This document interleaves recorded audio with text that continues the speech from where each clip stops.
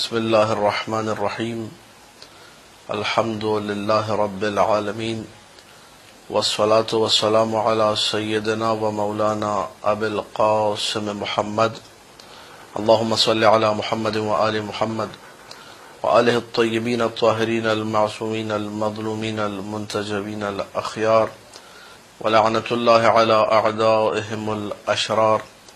أما بعد، فقال الله تبارك وتعالى في كتابه المبين: بسم الله الرحمن الرحيم.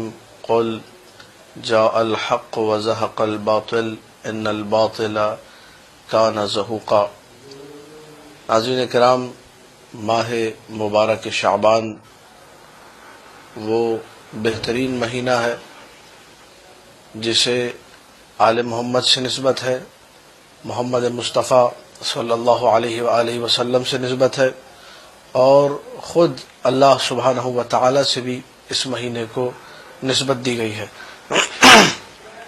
تاریخ نے جب اس مہینے کا ذکر کیا تو مختلف روایات مؤرخین نے ذکر کی، محدثین نے اپنی جگہ پہ ذکر کی، حتیٰ مؤرخین نے لکھا کہ یہ مہینہ کتنا باعظمت مہینہ ہے، یہ کتنا عظیم الشان مہینہ ہے، اور اس مہینے کے باعظمت ہونے کے لیے شیعیان حیدر کرار کے لیے اتنا ہی کافی ہے کہ ان کے وقت کے امام کی ولادت کا مہینہ یہی مہینہ ہے۔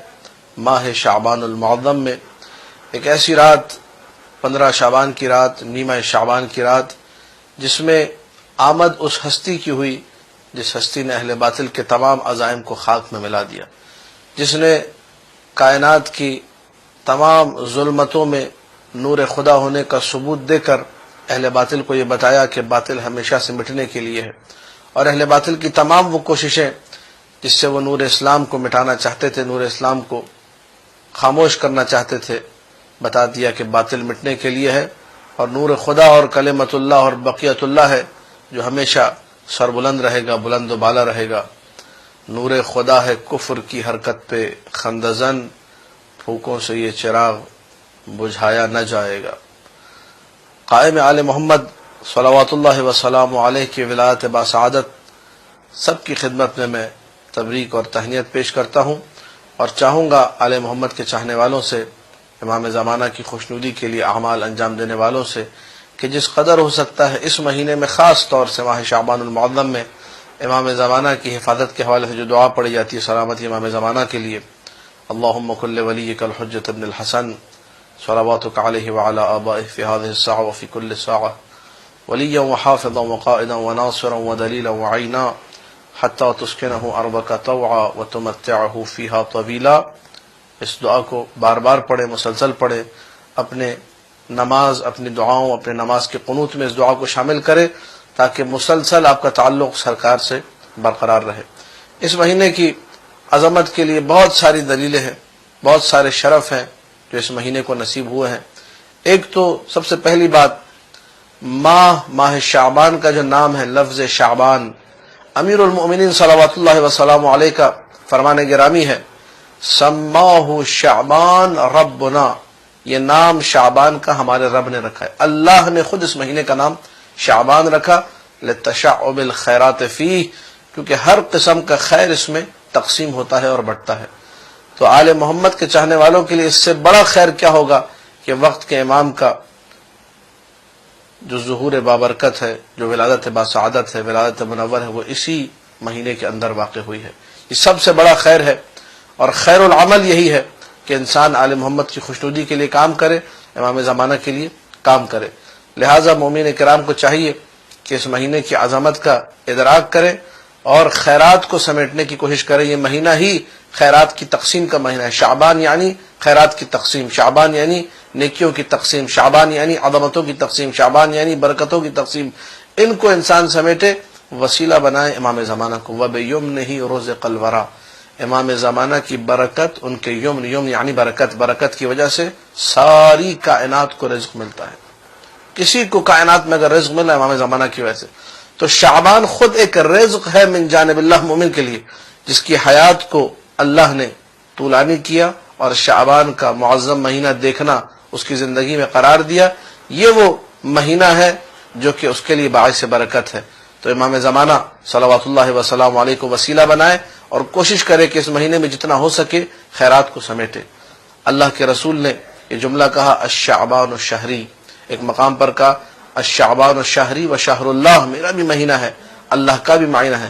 جس چیز کی نسبت رسول کی طرف ہو جائے خود بخود وہ چیز اللہ کی طرف منسوب ہو جاتی ہے، کیونکہ رسول کا تو ہر عمل خدا اس کو اپنی طرف نسبت دیتا ہے۔ وما رمیت اذ رمیت ولکن اللہ رما، اے رسول جب تم نے تیر پھینکا، جب تم نے تیر چلایا، تم نے نہیں چلایا، اللہ نے چلایا۔ تو وہ مہینہ، وہ چیز جسے اللہ کا رسول اپنا کہہ دے تو وہ خود بخود خدا کا ہو جایا کرتا ہے۔ اسی لیے اس مہینے کا ایک خاص اہتمام یہ ہے، چونکہ نسبت اس کو محمد مصطفیٰ صلی اللہ علیہ وآلہ وسلم سے، انسان پوری کوشش کرے اس مہینے کے اندر کہ جس قدر ہو سکتا ہے رسول خدا کی دعا کو اپنے شامل حال کرے۔ بس یہ آخری جملے، اسی پر میری گفتگو تمام ہو جائے گی۔ کائنات کا ہر فرد بشر اس بات کا خواہاں، اس بات کا خواہش مند ہے کہ اللہ کے رسول ہاتھ اٹھا کر میرے لیے دعا کر دیں۔ اللہ کے رسول نے رہتی دنیا تک کے لیے دعا کر دی، کہا الشعبان الشہری رحم اللہ من اعاننی فی هذا الشہر، شعبان میرا مہینہ ہے، خدا اس پر رحمت کرے جس نے اس مہینے میں میری مدد کی۔ رسول اللہ کی مدد آپ کیسے کر سکتے ہیں؟ میں کیسے کر سکتا ہوں؟ روزہ رکھ کے، صدقہ دے کر، نیک اعمال انجام دے کر۔ آل محمد کی محبت میں جو کام آپ انجام دیں گے اس مہینے میں وہ اعانت رسول خدا ہے۔